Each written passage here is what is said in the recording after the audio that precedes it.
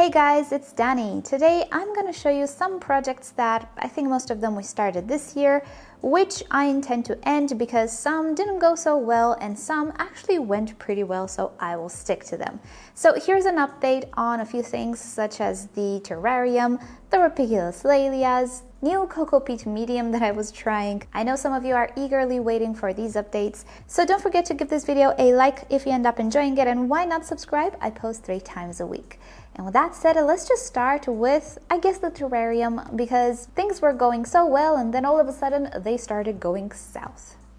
Alright, so as I was saying, the terrarium adventure has gone south, not because of the setup necessarily, but because of the medium that I used. Now I'll give you some close-ups. Something in that medium mixture that I did with cocoa peat and bark chips, and by the way, there's a storm outside, if you hear noises, it's just thunder. Okay, so something in that mixture had some mold or mushroom, dare I say spores, which slowly but surely took over the entirety of the medium. And it's not the only setup that I had this issue with. I used that medium for other plants, my monstera, if you guys watch me on my second channel, and other stuff, they had the very same thing happening. Within a couple of months, 3 months, there were so many mushrooms growing in the pot, and on top of the pot, I actually had a super big one in the monstera pot, and things started to smell so bad.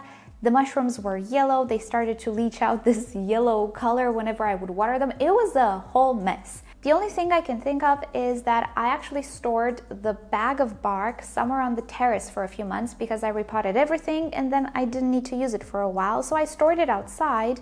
And when I brought it in, I did detect a little bit of a smell in it. It was not smelling like pine chips anymore, but I did not imagine that it got infested with these spores, but I think it did. So part of the orchids that I used this mixture with, aka the Phragmipediums and the Oncidiums, are okay. They don't have mushrooms, but that batch was in the greenhouse. It was just a little bit of bark left over, but this and other things received the batch of bark that I had on my terrace. Needless to say, I threw that away because at this point I'm not sure how long lasting it is either. Maybe it sat in moisture outside, I don't know. So maybe it already got degraded, and I got myself a new batch of bark and I've been using it for the past month or 2 months and it's okay. But this is not okay. I have to throw it away. I have to either redo this entire setup or do something else, and you know what? I'm thinking of doing something else, which I will show you. But just a side note, I want to talk a little bit about activated carbon or activated charcoal, because many people have the impression it's, let's say, the treatment for all evil, which it isn't. I'll link it down below to an article that talks about activated carbon and what it actually does. Yes, it does tend to attract and store some chemicals and heavy metals and things of the sorts, but it does not keep you safe from molds. Molds like degrading organics, and if you have degrading organics and some mold spores, you will have mold, no matter how much activated charcoal you use. So I don't think the activated charcoal did anything good for my terrarium. If I were to use heavy metal water or water that I suspect has some additives, then yes, I would definitely consider charcoal, but for protection against molds and stuff, no, it's useless, absolutely useless. Now the good news is most of the plants inside are a-okay. I just need to remove them from there and pot them separately. I already removed some of them.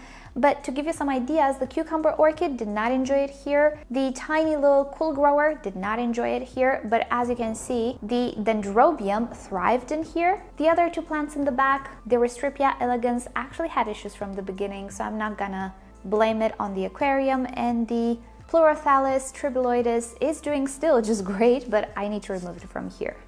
The skin orchids actually did okay too, but I removed it. You can see it is in bloom. We're gonna talk about it more in the orchids in bloom video. I have a different setup for it, and here's the beginning of it. I am gathering the materials and I will make a video about it, but I got her out of there because I'm not sure what type of fungus I'm dealing with there. But she did absolutely fantastic. She actually enjoyed the conditions, minus, of course, I guess, the fungus. But she's in bloom. She's cute. In the meantime, I actually purchased a few more miniature orchids to put in there, such as this Zoetrophon. But shortly after I purchased these problems started to happen in the other pots as well. So I paused everything and I just wanted to see what was about to happen. And well, yeah, needless to say, this is not a good environment for any new orchid. So right now I'm thinking maybe I'm not gonna do this style necessarily, or if I do, I'm gonna use just my plain old sphagnum moss and bark, or maybe I'm gonna do something else. I was also considering using this as a humidity chamber for some mounts, because I don't know, why not? Maybe I can actually make it look super pretty, decorative, and functional at the same time, safe for the orchids and functional for you as a home grower. Some of you have the impression that I am totally against mounts and stuff of the sorts, and I'm pretty sure you didn't see my older videos with mounts. I had mounts for a year and it got too much for me with the watering. No, I don't hate them. They absolutely frustrate me because I just don't have the necessary time to take care of them. And that results in unhappy orchids, but I don't hate them. So maybe if I can make something really decorative and nice with this and some mounts, why not? I mean, better than this, I guess. And use something like this on a smaller scale, like the one that I just showed you with the skin orchids. It's so hard to pronounce that orchid, but I actually asked my boyfriend how to pronounce it. It's a Greek name, so yeah, we're gonna talk about it. So yeah, you know what? Let me know in a comment down below, what do you prefer? Transforming this into a functional decorative setup for mounts for a home, or again, something like this, but using other materials. I'm leaning towards the mounts thing, but I don't know. You guys should let me know what you want to see on this channel. But anyway, it is a failed project. Maybe if I wouldn't have had the fungus situation, it wouldn't have ended up this way, but yeah, it is what it is. And now a project which was quite a success, and this is the exact same medium you saw earlier in my terrarium, but with a different batch, the one that was in my greenhouse. And as you can see, there are no mushrooms here. I'll give you close-ups. So yeah, no mushrooms anywhere in sight. And I guess it was the bark. I don't think it was the cocoa peat. The cocoa peat was brand new and it smelled fine. So yeah, note to self, never store the bark outside, because yeah, things happen outside. And I actually forgot I had this guy as well. So the sphagnum moss replacement experiment so far is a success. I really like how these things are growing in this setup. Do I like it more than the moss? Absolutely not. I'm a fan of sphagnum moss. It works so well in my environment. If you remember, I wanted to do this experiment because I know many of you don't actually have access to good quality sphagnum moss, if you have access to sphagnum moss at all. And cocoa peat becomes more and more popular, so I do believe there are better chances for you to find cocoa peat rather than good quality sphagnum moss. And you know what? I think it's a great replacement. I don't know if it's gonna work for all orchids. This will have to depend on your setup and environment, but with the ones that I tried, with the ones that I knew would love the water retention and would not fuss about the, let's say, the size of the material, with these, I'm having great results. So never mind this little guy, he was a rescue. I'm surprised he's still alive, but he's actually doing great. This is a Phragmipedium, but take a look at these two Phragmipediums in the back. They are doing quite great.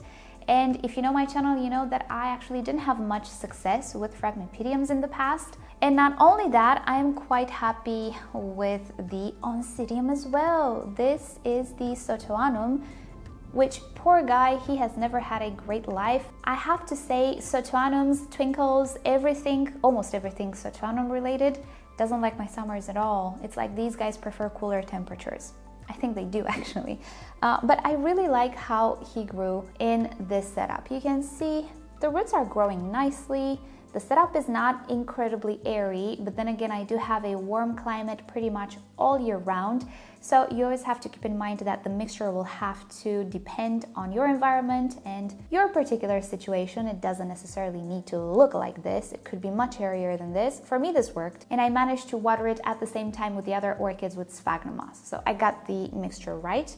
And yeah, I really like how the roots grew. I think it's a success. I think it completely replaced sphagnum moss for this Oncidium, and I think that if you mix it properly to your environment, you don't need sphagnum moss, which is absolutely fantastic. Even though I do love sphagnum moss and I find it's so versatile and you can do so many things. Hey, if you don't have it, don't worry and really don't be bummed about it. You can find alternatives and Coco Peat is an alternative. So I will keep these orchids as they are. There was another one that I moved. I showed it to you in my Alisara collection video. I tried that one with a terracotta pot and oh boy, that one dried so fast in the summertime. I actually removed it from that pot after I filmed that video and put it into a plastic pot. That doesn't work out for me because it's way too hot for that here. But obviously you can use terracotta pots if you have that environment which is more rainy maybe, or humid or cooler. Definitely I think it can work. But yeah, I'm happy to announce that the mixture is great.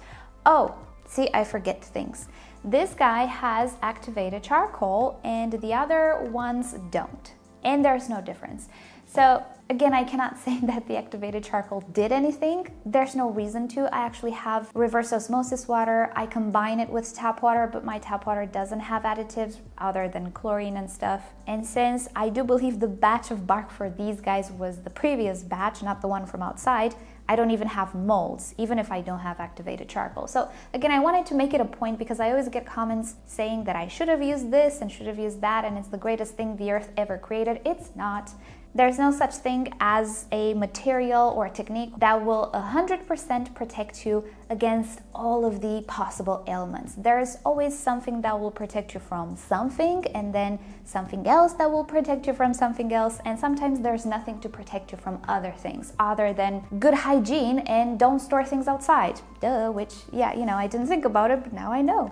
So yeah, let's all calm down a little bit with the activated charcoal. It's not the holy grail of all good things in the world. It's just something that will help if indeed you need its help.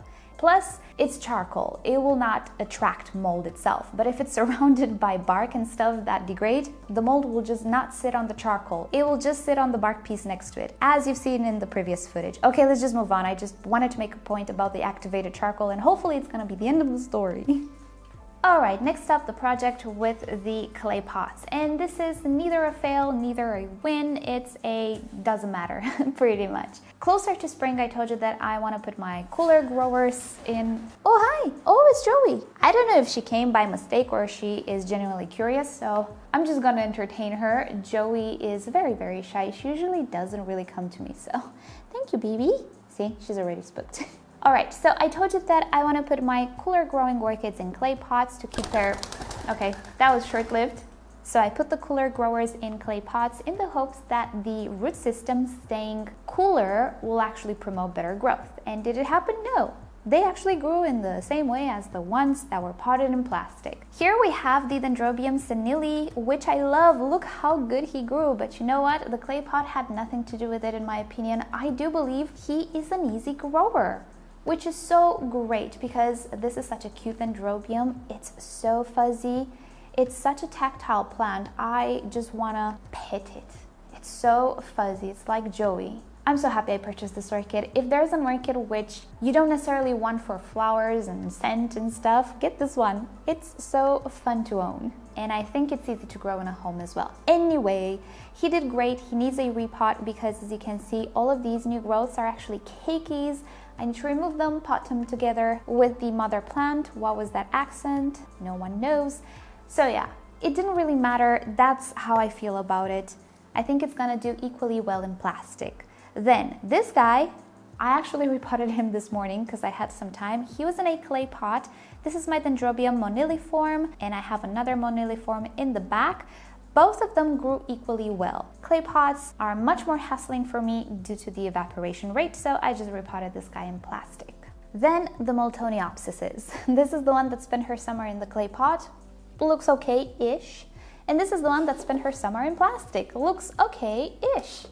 So we have roots. We cannot really see in the clay pot, but I'm assuming there are some roots there since the orchid is alive and not super shriveled. So in my opinion, there's no super visible difference, but this is much easier to handle than this.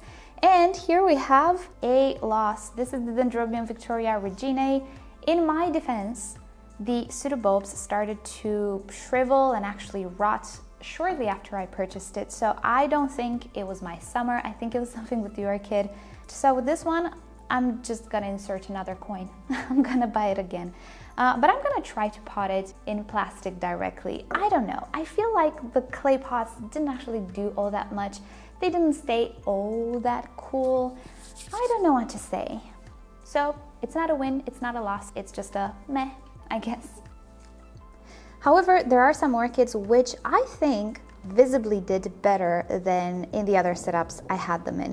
And these are the Tolumnias. These are 3 of them. I'm going to show you the other ones as well. And even though we cannot really see the root system, if you are up to date with my community posts, you would know that I actually managed to drop this on the floor and break the pot. And as scary as it was, because it has a flower spike, it's the Genting volcano, we did get to see a little bit of a root system, and the roots are amazing. And actually on the top, we can actually see the roots growing very, very nice. And the Tolumnias themselves, they're actually doing great. So this particular setup does have synergy with my environment and with me, and particularly with how I keep them. As you can see, yep, I do share water with these guys. They're the only orchids that I share water with. I keep that at a minimum, as you guys know, but it's worth it. I actually had these Tolumnias for a while now. I know they're not sick, or at least I'm assuming. So this setup is pretty easy. All I do is put water in the tray and the pots in the medium absorbs it, and hey presto, watered Tolumnias once a week, not once a day. And they're doing great. Here are the other Tolumnias, and by the way, this is a sort of hanging shelf that I got from Amazon. You'll find a link to it in my description. I actually have an affiliate Amazon store, so if you want to check it out. I did post there a lot of the products that I use, and you'll find this as well. So I keep them hanging here next to my southern window, and this is my pride and joy. This one is already in full bloom, and I did a really good job with the flower display. It's really shingled. I think we can call it like that. I'm gonna show this one more at the end of the month. So same story, all I do is just put a little water, well, not really a little, put some water here in the tray, and the pots being clay, they absorb it. Also, I have my mixture with bark and sphagnum moss in the pots that help with wicking as well. I also put sphagnum moss at the bottom, although with these guys, it doesn't matter all that much because the pot wicks, but hey, you know what? What if the pores get clogged with salts? What then, huh? So yeah, I started to put sphagnum moss at the bottom. I think you saw in the broken Tolumnia pot that at the bottom I do have sphagnum moss. And you know what? It works out. Now, would I do this with other plants? No, because I really don't want to share water for so many orchids. These are the Tolumnias. I had them for a while now. I'm pretty confident they're okay, and if they're not okay, I'm only gonna lose this batch, you know, I'm not gonna lose a whole lot of orchids. So I guess there's something to be said about applying this technique to other orchids as well. I'm not comfortable with it, but it doesn't mean it's wrong. If you do want to share water in this way, I do suggest you make batches. You don't put like 100 orchids. I'm exaggerating, but you know what I mean. Don't put a lot of orchids in one tray or something. Just make batches. If one happens to go downhill, you're not gonna have 50 orchids going downhill, you're gonna have only 5 or something. Anyway though, I do like how my Tolumnias are performing. I think I'm gonna keep the setup, and if I have other Tolumnias in the future, I can always get some more of these shelves and hang them from my already hanging pots right here. And yeah, this is the setup I would actually go for my Tolumnias because it's easy to water. But the caveat is I'm sharing water, which is iffy, but yeah, one must do what one must do, I guess, until one will regret it. That's how it goes. Another project that didn't really work out and actually failed quite miserably is the Cold Growers project, which includes Masdevallias and Draculas. If you've seen my Halloween special, you know that things did not go all that well.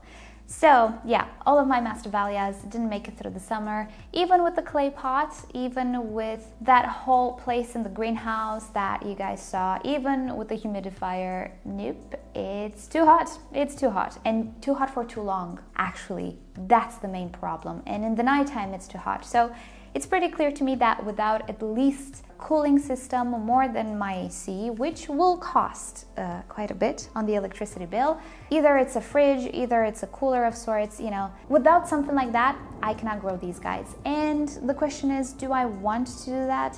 Actually, no. It involves cost, which I need to budget, and also it involves time spent on this. And right now, I don't think I'm ready. Not next year, or this year, as it were.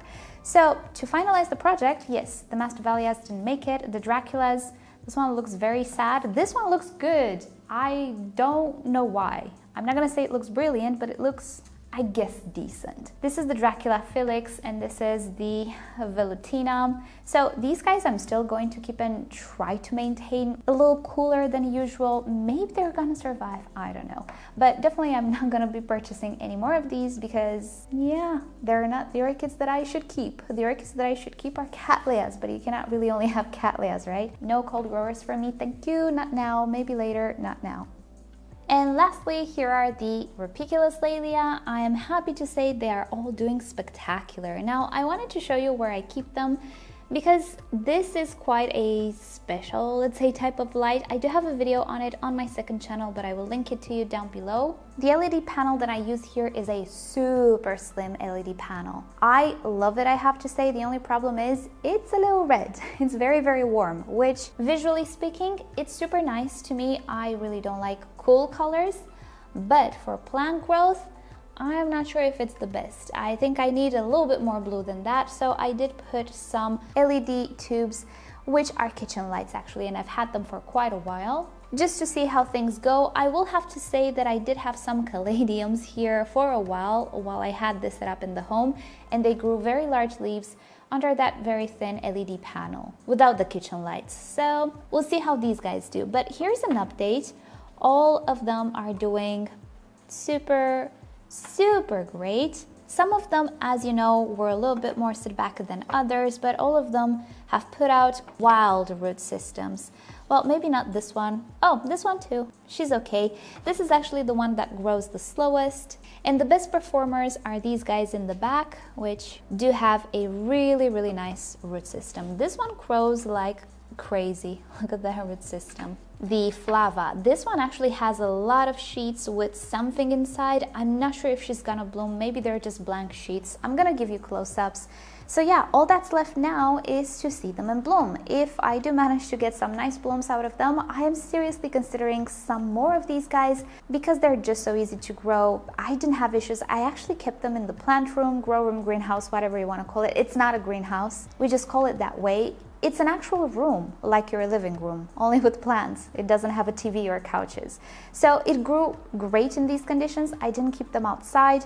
And if you don't know the story with these guys, I will link you the videos down below. I first tried to grow them in a rocky setup since they're Rupicolous and everybody says that they should be grown in rocks. Guess what? They don't really need their rocks. You can grow them in whatever works best for you. And what works best for me is the bark and moss setup. And ever since I switched them to my preferred setup, they have gone wild. They're growing like there's no tomorrow. And they're so tiny, which makes them super versatile. If you really like Cattleyas, but you're a little put off by the size, shape, I don't know. Whatever you're put off by, these are the miniature versions of that. And so far, the ones that I have at least, I don't know about other species. I'm gonna try other species, by the way. These ones, they didn't give me any headaches. Yes, this room was warm. It wasn't hot though. And as you guys know, I don't run humidifiers in here. I have decent humidity, let's say, but sometimes in the summer it gets really dry here as well. So if you have a 40% humidity rate in your home, again, I don't know if you're gonna have issues with them. Also, they're sympodial, they have fleshy leaves and pseudobulbs. They're adjusted to storing water. I don't think they're the type that lose water a lot and need high humidity, such as the Miltoniopsis. They really look to me like they're perfectly capable of storing and holding onto that water, so I don't think humidity will be an issue. So yeah, I heard horror stories about Rupicolous Laelias and them being hard to keep and things of the sorts. You know what? Maybe it's the medium. Forget the rock medium. Use whatever works the best for your environment. Try that and see what happens, because I don't know, you guys. I don't know why everybody says they're hard to keep. How funny would it be to reach the conclusion that the issue with the guys is actually the rock medium that everybody keeps talking about? You know what? If you ever grow these guys in anything other than rocks, and you didn't have success with them in rocks, but you find success in other types of media, let me know in a comment down below. I'm curious. So my verdict is they're as easy as the cats if you use whatever works best in your environment. So that is about it for today's updates. I really wanted to get you up to date with some stuff, especially the terrarium, because I really want to start the other mini terrarium ideas, and other ideas for that particular aquarium. So that is in the plan. I also plan to make a Vanda collection update. Some of you guys requested it because we didn't see the Vandas in a while. And well, I don't really film them outside because I would have to show you the neighbor's yard. So that's in the works as well. Plus, I've decided to put some mini videos on my Instagram profile as well. Check it down below. On YouTube, I have a pretty strict type of schedule, but I sometimes feel the need to just make tiny little videos in which I show you what is blooming at the moment, 30-second stuff. So if you think you'd enjoy that, follow me on Instagram. You have links down below. And with that said, yeah, stay tuned because I do have plans for other interesting stuff. And of course, a tour of the greenhouse will come soon.